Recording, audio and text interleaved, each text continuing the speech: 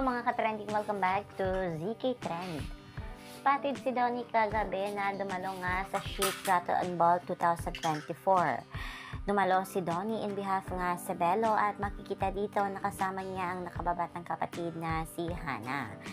At ang ginaya nga na Halloween costume ni Donnie ay si Frankenstein, at kahit nga nakatalikod itong ating Donnie, collagen nga ang kanyang katawan ay talaga namang kitang-kita pa rin ang kapugian nito. At